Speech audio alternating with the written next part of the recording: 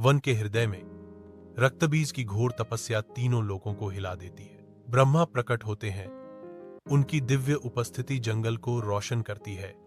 मैं तुम्हारी तपस्या से प्रसन्न हूं रक्तबीज, वरदान मांगो। रक्तबीज एक गहरा वरदान चाहता है।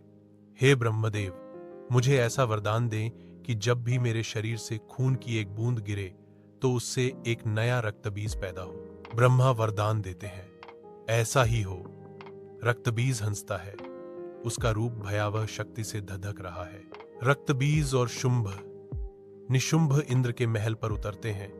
उनका हमला देवताओं पर भारी पड़ता है। स्वर्ग कांपते हैं क्योंकि देवता एक एक करके गिरते हैं। उनकी ताकत राक्षसों के क्रोध का मुकाबला नहीं कर पाती। इंद्र निराशा से देखता है क्योंकि उसका राज्य जब्त कर लिया जाता है। उसकी शक्तिहीनता एक भारी बोझ है।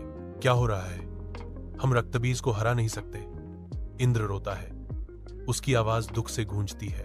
एक निराशाजनक आशा के क्षण में अन्य देवता एकजुट होते हैं। हमें मां आदिशक्ति से प्रार्थना करनी चाहिए।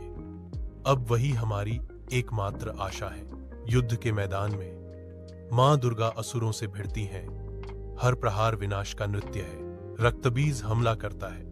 उसका खून सूखी धरती पर गिरता है, जिससे हर बूंद के साथ नए राक्षस पैदा होते हैं। देवता निराशा में चिल्लाते हैं, मां, यह कभी खत्म नहीं होगा।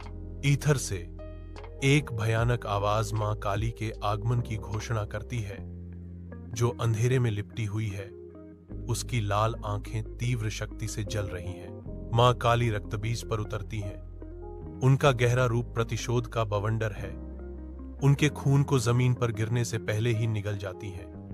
अब खून की एक भी बूंद जमीन पर नहीं गिरेगी।